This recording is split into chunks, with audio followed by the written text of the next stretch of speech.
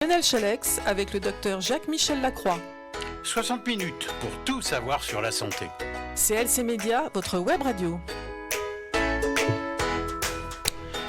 Bonjour à toutes et à tous et en particulier bonjour au docteur Jacques-Michel Lacroix qui se trouve à mes côtés. Bonjour Lionel et bonjour tout le monde. Bonjour à l'équipe aussi, bien évidemment. Jean-Yves à la technique, pas aux techniques, enfin si aussi, aux techniques, aux différentes techniques que nous avons ici. Gérard Pommier qui est à la vidéo comme d'habitude, bien évidemment. Et puis un tout nouveau, là, Lucas, qui va prendre bientôt les commandes. Il est en binôme avec Jean-Yves et les erreurs techniques, ça sera lui dans quelques temps. Oui, faudra le montrer en vidéo pour qu'on le reconnaisse dans la rue. Bon, alors, aujourd'hui, nous allons parler de quelque chose de tout nouveau, très très intéressant, qu'on n'en a pas parlé depuis au moins un an. Et c'est encore le Covid. C'est encore le Covid. En ce moment, c'est vrai qu'on nous bassine beaucoup avec le vaccin pour les moutons de Panurge. Comme ça, vous voyez à peu près du quel côté je suis. Oui, Gérard, il fait la moue, mais moi, je dis que ce sont les moutons de Panurge, et ça n'engage que moi, bien évidemment.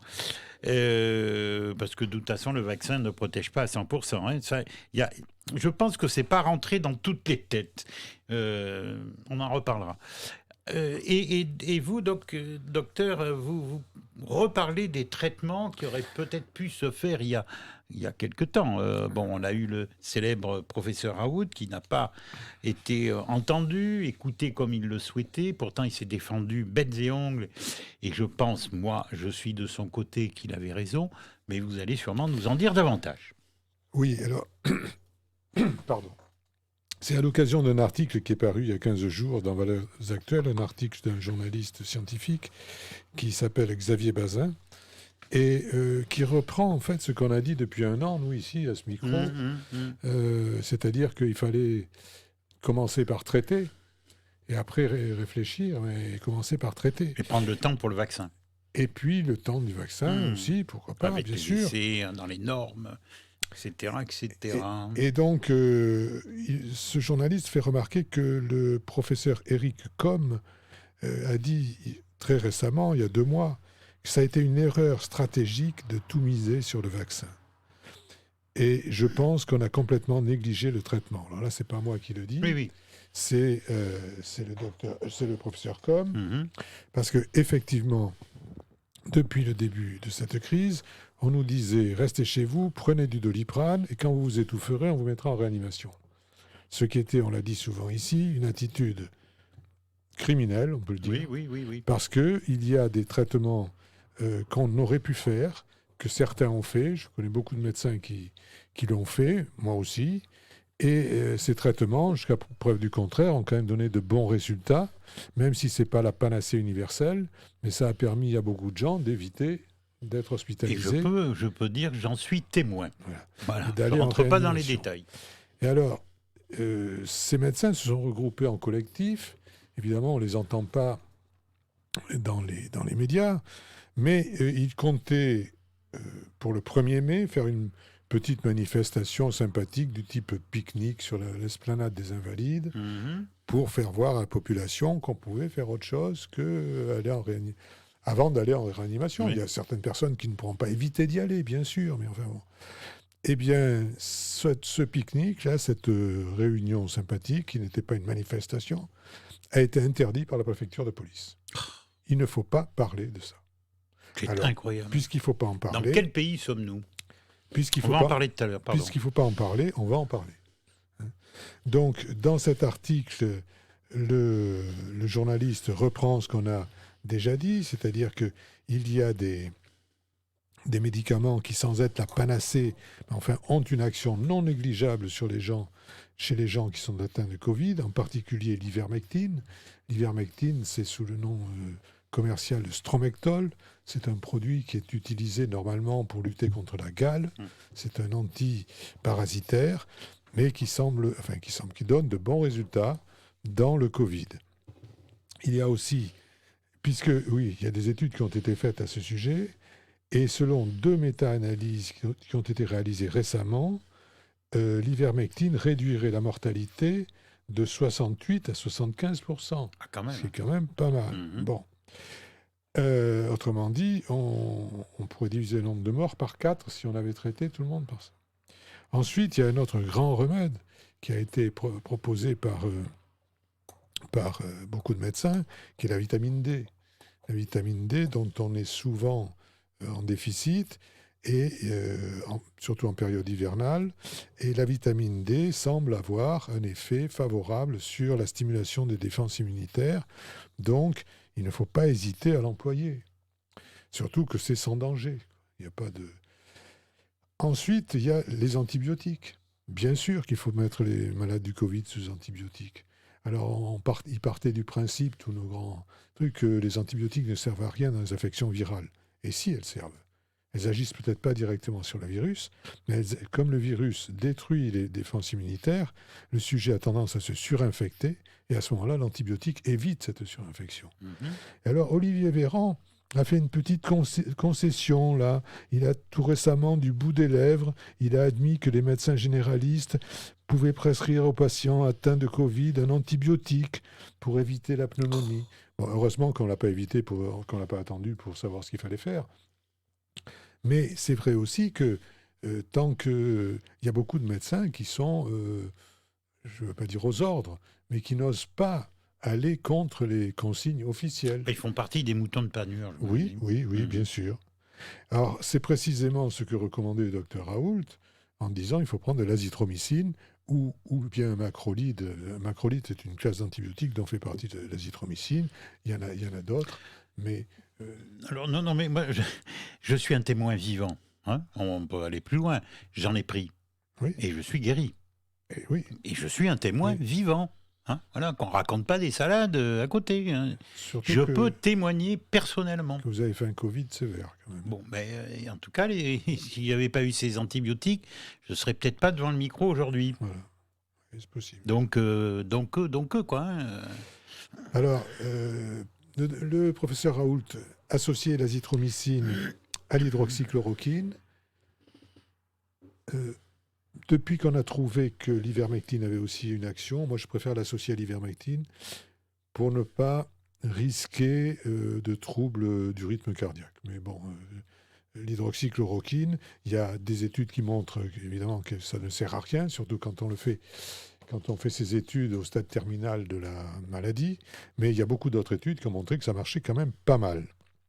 Mais le principal défaut du professeur Raoult, c'est qu'il n'était pas parisien, il n'appartenait pas au cénacle de la PHP, c'est-à-dire les hôpitaux de Paris, et qu'en plus, sa carrière, elle est derrière lui. Je veux dire, il a une carrière brillante, reconnue mondialement.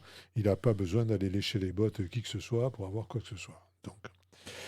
Et puis... c'est un électron libre. Oui, exactement. En quelque sorte. Exactement. Il est arrivé aussi... il y a quand même des gens qui ne se sont pas arrêtés à ce que disait le gouvernement. Et l'Institut Pasteur de Lille, par exemple, a recherché parmi toutes les anciennes molécules. Il s'est dit, il doit bien y en avoir quand même qui sont actives sur ce virus. Et ils ont testé des tas de molécules.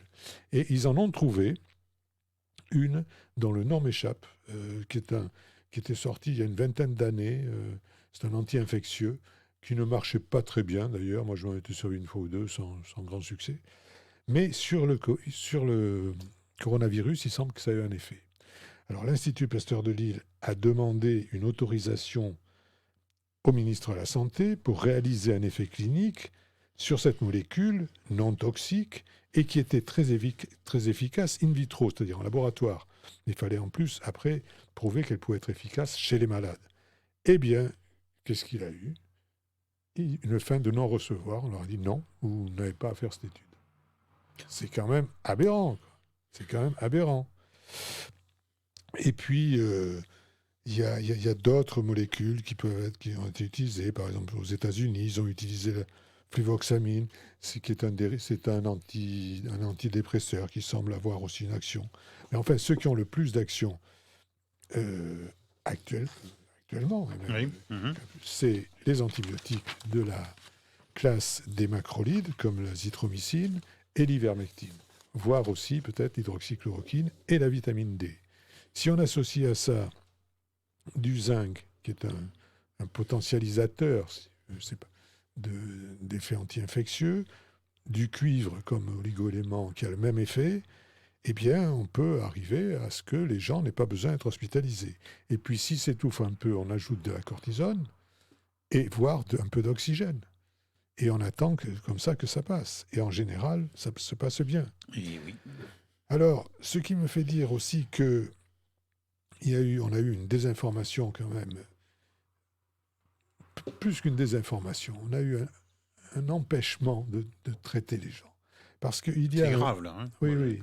Il y a un labo qui avait imaginé et fabriqué un spray nasal qui était destiné à limiter la prolifération du virus dans les cavités nasales. Et comme on le respire par le nez, c'était sans doute pas le traitement du Covid, mais c'était peut-être un moyen préventif pour éviter de se... Et c'était en tout cas un produit sans aucune contre-indication et sans problème particulier, parce que il aurait dû être commercialisé en France au début du mois de mars, mais l'Agence nationale de sécurité des médicaments l'a empêché au dernier moment. Alors tout se passe comme si... c'est une hypothèse. Hein, oui, c'est pas... oui. Tout se passe comme si on ne voulait pas qu'il y ait de traitement pour qu'on dise aux gens, il n'y a que le vaccin. J'allais en venir à cette question. Il n'y a pas que le vaccin. Je ne dis Mmh. pas que le vaccin soit une mauvaise chose. Hein. Oui, mais pourquoi que le vaccin? Mais pourquoi? Voilà. Alors Pourquoi? C'est ce qu'on important, peut... On peut se poser des questions. Alors, des intérêts financiers? Oh, ça, certainement. C'est la question qui vient de suite à l'esprit, quoi. Hein. Certainement. Que ce soit volontaire ou bien secondaire, mais c'est comme la grippe. La grippe, tous les ans, pour les laboratoires, c'est une manne financière. Bon. Ben là, je ne sais pas combien on est de gens vaccinés en France. Je l'ai vu pourtant ce matin, pardonnez-moi. J'ai un peu perdu. Ça ne m'a pas semblé très important. Non, on doit être autour de 25 millions ou 20 Même millions. pas. Moi, je ne crois pas avoir vu ça. Mais bon. Il n'y a pas un quart de la admettons, population. 16 millions. Voilà, moi, c'est ce que Jean-Yves est en train de me souffler. C'est ce que j'ai cru voir ce matin. 16 millions, combien vaut un vaccin en moyenne? Pardon. Aucune idée. Aucune idée. Donc, ça représente sûrement quand même une somme rondelette. Ah oui, puis il n'y a pas qu'en France qu'on vaccine. Donc, Ah non, mais pour les labos, c'est le jackpot. C'est bien sûr. Alors, c'est pas parce que c'est le jackpot que c'est pas bon. Oui, bien sûr. Ça peut être valable. Il y a deux grands types de vaccins qu'on a souvent dit ici. Il y a ceux à base d'ARN messager, puis les autres qui sont fabriqués de manière plus traditionnelle. Avec chacun des effets secondaires. Ils ont tous des effets secondaires, forcément, hein, mais qui sont heureusement quand même extrêmement rares et qui ne se produisent que chez des personnes sensibles à ce type d'effets secondaires. Mais malheureusement, quand il y en a, ils sont graves. Mais il y en a heureusement très, très, très peu. Par rapport au vaccin, moi je sens quelque chose qui est en train de monter, c'est qu'on va montrer de plus en plus du doigt ceux qui ne se font pas vacciner. Alors que ceux qui sont vaccinés, je le rappelle, d'abord, ils ne sont pas immunisés à 100%, c'est archi faux, et ces gens-là peuvent aussi transporter le Covid, il ne faut pas l'oublier. Oui. Ces gens-là, ils ont des mains comme tout le monde, ils touchent sur les vêtements, enfin, ils transportent le Covid, c'est pas parce qu'on est vacciné qu'on ne transporte pas le vaccin. Parce qu'on est en train de montrer du doigt ceux qui... On est en train de les responsabiliser, moi je dis ça suffit parce que peut-être qu'on en reparlera dans quelques mois. Ou dans quelques années, avec les effets secondaires à long terme qu'on ne connaît absolument pas. Oui, alors allez-y, mais bon. Le problème, c'est qu'on risque de nous l'imposer d'une autre manière, c'est-à-dire avec un pass vaccinal, et que si on ne l'a pas, on ne puisse pas voyager, il n'y a pas d'autre on ne puisse pas faire telle ou telle action. Et alors, à côté de ça, par contre, le gouvernement a favorisé, alors qu'on avait des médicaments efficaces, pas chers, qui n'était pas évidemment la panacée universelle, mais enfin qui avait un excellent rapport vis-à-vis de la guérison. Ils ont essayé 2 médicaments qui valent, excusez l'expression, la peau du cul, c'est-à-dire le remdesivir en premier, et ensuite le bamlanivimab, qui sont des médicaments très sophistiqués que les laboratoires qui les produisent espéraient pouvoir diffuser largement dans le monde. Manque de bol, ça marche absolument pas. Alors heureusement quand même, l'ennui, c'est que ça vaut 1 000 € la dose et que l'Europe en a acheté je ne sais pas combien de doses qu'on va maintenant foutre à la poubelle. Alors on dit c'est l'Europe, c'est loin. Non, l'Europe, c'est nos impôts. Bien sûr. Donc, et pour en terminer avec cet article, plutôt que d'essayer de faire des choses de bon sens, de dire, bon, on va traiter avec ce qu'on a, puis on va voir ce que ça donne. Et quand on a traité avec ce qu'on avait, quand on a vu ce que ça donnait, ça donne des résultats pas trop mauvais. Bon. On a dit, vous ne traitez pas, vous n'y touchez pas, on va sortir des médicaments super extra, comme ceux qu'on vient de citer, qui étaient absolument nuls en efficacité, qui valaient très cher, et puis on va vous sortir un vaccin. Alors ça, pour moi, c'est de la manipulation, c'est de la manipulation criminelle. Heureusement qu'il y a quand même pas mal de médecins qui ont résisté, qui ne se sont pas soumis à ce genre de diktat.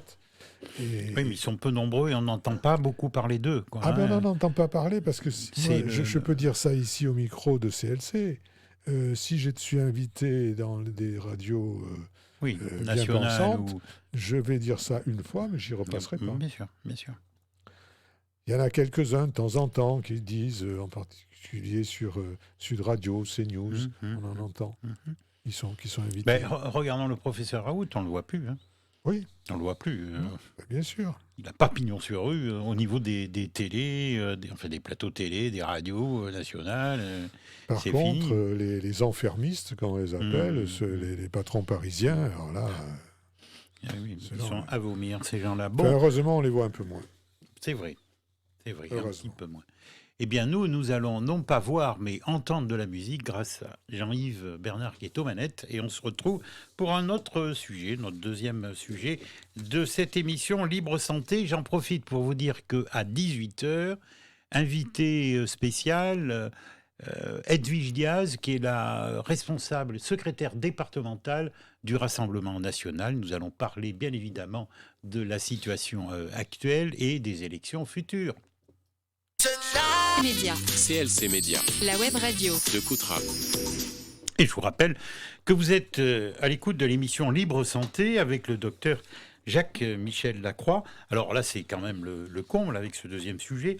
On a du mal à se séparer d'un virus qui nous prend la tête là depuis, et le corps aussi, depuis 1 an. Et puis là, vous allez nous parler d'embryons artificiels. Sans hommes, sans femmes, on peut fabriquer pratiquement des enfants. Oui, c'est à peu près ça. On avait vu dans une émission précédente le fait qu'on était en train de fabriquer des utérus artificiels. Mais ces utérus artificiels, c'était en fait des sortes de couveuses très améliorées qui permettaient à un embryon humain de se développer, se développer que jusqu'à un certain stade, après on ne pouvait pas. Mais cet embryon humain était dû à un ovule et un spermatozoïde. Alors que là, il y a des chercheurs qui ont réussi à faire un embryon humain à partir seulement de cellules souches. Alors les cellules souches, c'est quoi ? Quand l'œuf se forme, quand le spermatozoïde rejoint l'ovule, il le féconde et l'ovule commence à se diviser en 2 cellules, puis en 4, puis en 16, puis en 32, puis etc.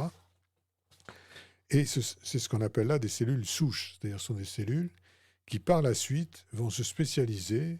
Certaines vont donner de la cornée, d'autres vont donner du cheveu, d'autres vont donner du muscle. Mais au départ, c'est la même cellule.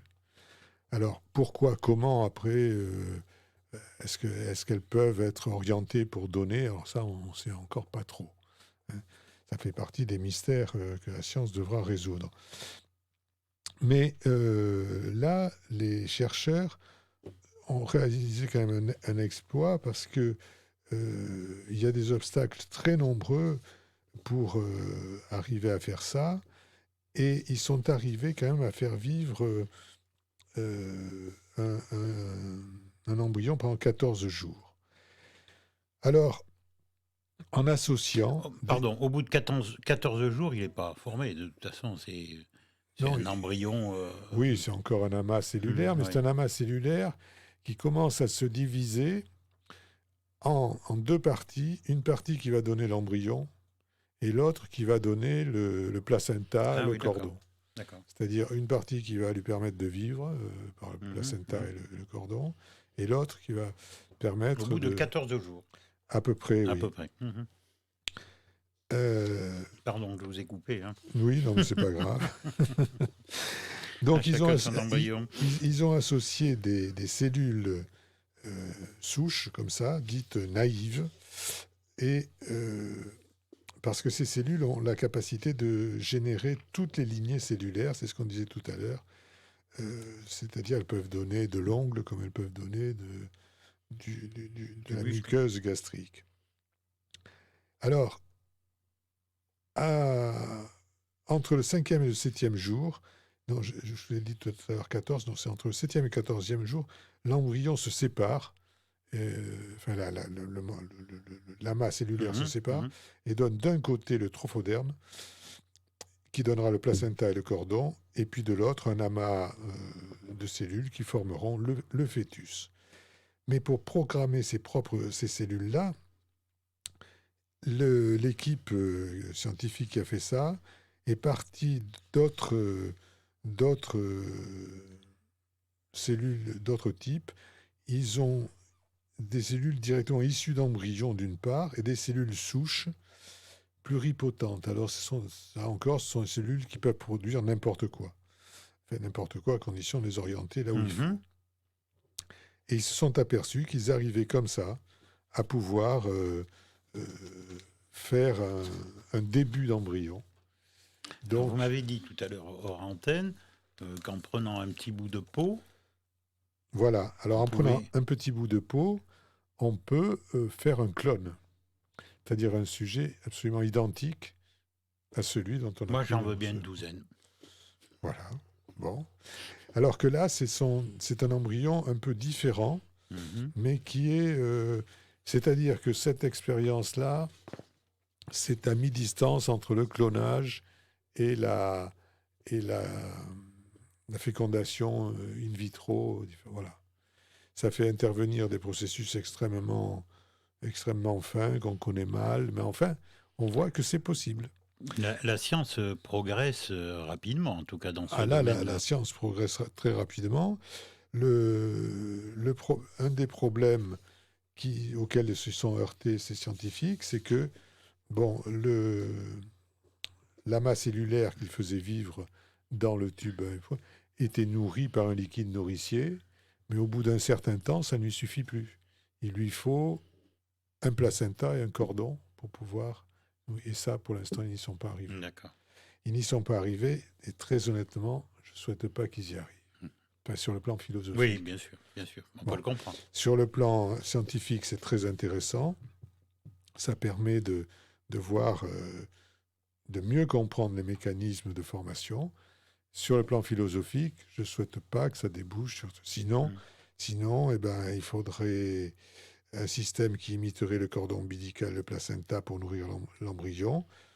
Et puis comme ça, on aurait la production de bébés à la chaîne, comme pour ceux qui ont lu Le meilleur des mondes d'Aldous Huxley. Ce serait exactement ça. Et ce n'est pas un monde que je souhaite connaître. Au secours.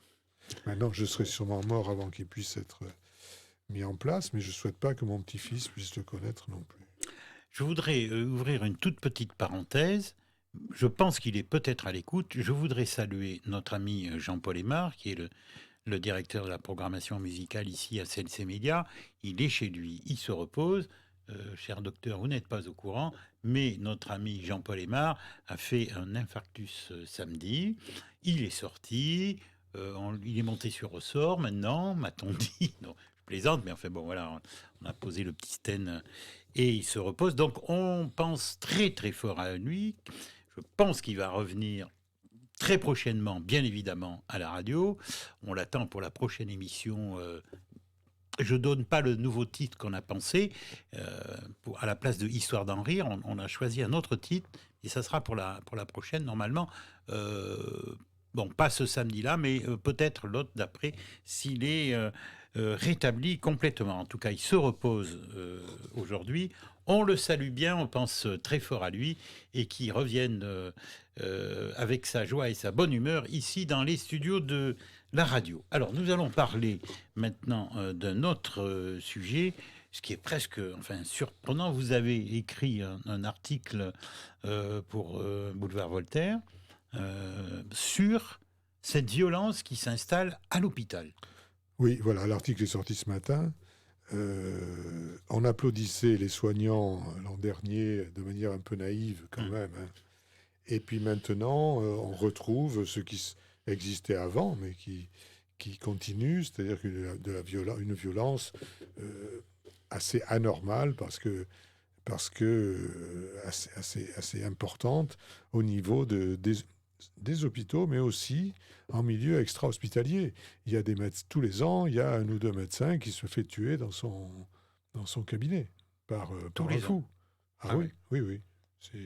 C'est un problème. C'est un problème pour dans certains quartiers. Bon. Et le personnel dans les hôpitaux ? Et alors, le personnel dans les hôpitaux qui se fait agresser très fréquemment, de plus en plus fréquemment. En 2018, il y a eu, je crois, 23 000 agressions dans les hôpitaux. Et c'est un chiffre qui augmente de 6% par an. Et alors, on peut se demander pourquoi. Alors, on peut sortir trois. D'abord, dans quel service ? C'est essentiellement les urgences, la psychiatrie et la gérontologie. Pourquoi ? Par des incivilités, bien sûr.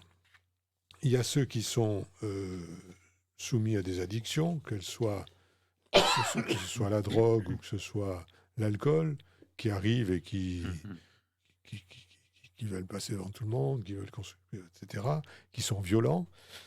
Il y a ceux aussi qui ont des problèmes psychiatriques, et que dans ce cas, on ferait mieux de ne pas les amener là, mais les amener directement en hôpital psychiatrique, mais enfin c'est comme ça.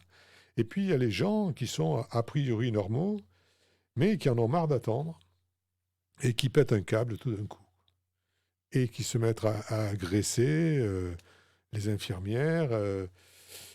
Et il est vrai que l'attente dans les services des urgences est parfois totalement inadmissible. On peut attendre 4 heures, 5 heures, ce qui est parfaitement inadmissible. Mais ce n'est pas une raison pour aller taper sur la fille qui est là, quoi. Manque de dialogue. Alors, un manque de dialogue, mais aussi, très récemment, il y a, je crois que c'est à Saint-Nazaire, un monsieur qui a amené sa fille à l'hôpital. Il était dans la file d'attente, et puis il y a un ambulancier qui est arrivé et qui lui est passé devant. Alors, il lui a fait remarquer qu'il pouvait se mettre derrière. L'autre s'est un peu vexé. Il a dit qu'ici, le personnel paramédical était prioritaire, ce qui n'est pas faux. Ce qui n'est pas faux, mais il y a manière et manière de le dire. Donc, ils en sont quasiment venus aux mains. Et voilà. Il y a eu à Villeneuve-sur-Lot, la semaine dernière, je crois, ou la semaine d'avant, il a fallu appeler les flics d'Agen parce qu'il y a 3 individus qui n'acceptaient pas que leurs parents attendent aussi longtemps. Donc c'est un problème maintenant qui est récurrent dans les hôpitaux, qui n'est pas nouveau, mais qui s'est accentué avec la crise du Covid. Peut-être parce que les gens aussi estiment que non, ils ont droit ils ont droit à tout, qu'ils n'acceptent pas la moindre entrave. Et puis le Covid aussi, avec pas la réclusion, comme disons, le Je ne fait pourrais pas vous aider. non, mais le fait de rester chez soi. Ah oui, enfermé. Oui, voilà. Mhm.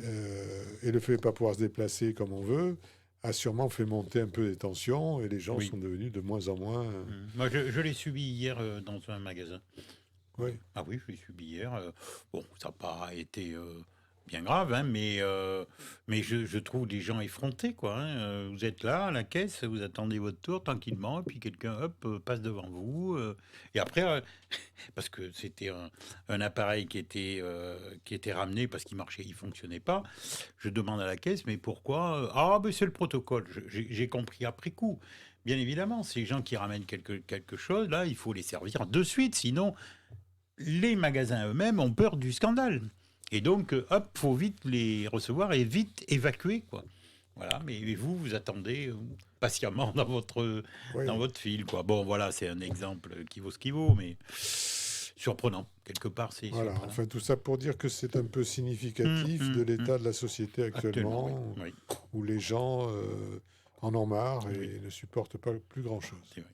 Alors, il nous reste peu de temps. On a le temps d'en parler Allez, on peut en de Louis parler. XIV. On va parler de Louis Notre XIV. roi Soleil, qui nous a oubliés un petit peu aujourd'hui, parce qu'on n'a pas beaucoup de soleil, justement. Mais ce roi Soleil, dis donc, a eu des sacrés problèmes de santé. Oui, que je pourrais vous décrire plus facilement si vous me donnez mes notes. Ah, pardon. Ah, j'ai pris vos notes. Ah bon? Mais c'est vous qui me les aviez données. Oui, oui. bien Ah, sûr. bah alors, franchement, non, mais quand même. Non, je rigole. Non. Alors, il avait... surprenant, hein?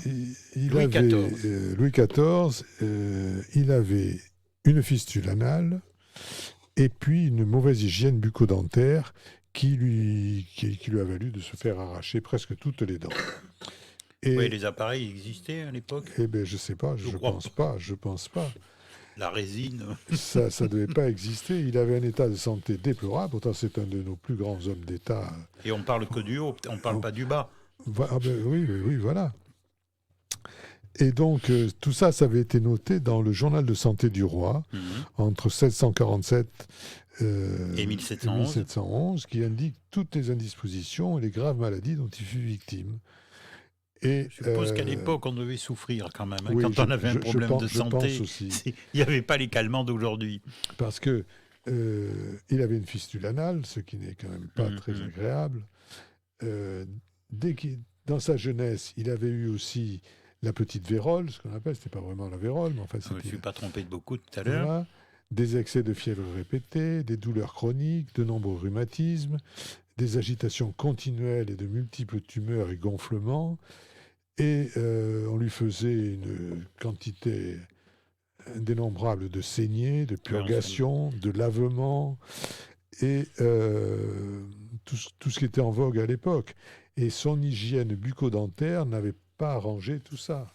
Alors comme il avait quand même pas mal de maîtresses, on se dit que finalement, ça ne l'avait pas beaucoup gêné. Ça devait être particulier quand même, pour oui, la jante féminine. Oui, je pense, mais peut-être qu'elle était aussi dans le même état. Oui, c'est possible. En 1676, le roi se plaint de douleurs de dents très aiguës. Et pour le soulager, le médecin a recours à de l'essence de girofle, même toujours. Ça existe toujours, oui, les clous de girofle. Et puis, on lui donne un purgatif tellement fort qu'il lui brûle la bouche. Donc, il n'avait pas de chance. Ça avait beau être le roi soleil, non pluribus impar. Ça brillait pas de partout. Voilà, ouais. Et puis, quelque temps après, il est de nouveau atteint par des douleurs. Sa joue droite et sa gencive sont très enflées. Le médecin dit qu'il y a un abcès qui a commencé à suppurer. Alors, il fait usage d'un cataplasme, qui est un mélange de plantes broyées, constitué de mie de pain et de lait. Le médecin affirme avoir eu recours à une incision à l'aide d'une lancette pour extraire le pus, suite à quoi la douleur semblait avoir disparu au bout de quelques jours. C'était de la médecine de guerre. Hein. Et puis ensuite, en 1785, là, on a appris que toutes ses dents avaient été arrachées. Voilà. Et mais avec quelques inconvénients. C'est-à-dire que chaque fois qu'il buvait ou se gargarisait, il avait un trou qui portait l'eau de sa bouche dans le nez, d'où elle coulait comme une fontaine. Oh, Rapportent les gens. Enfin, c'était charmant. Hein. C'était Versailles quand même. Ça. Et puis alors, je ne parle pas de plus bas, où il avait évidemment cette fistule anale qui le faisait souffrir. Il fallait ouvrir de temps en temps, réouvrir de temps en temps.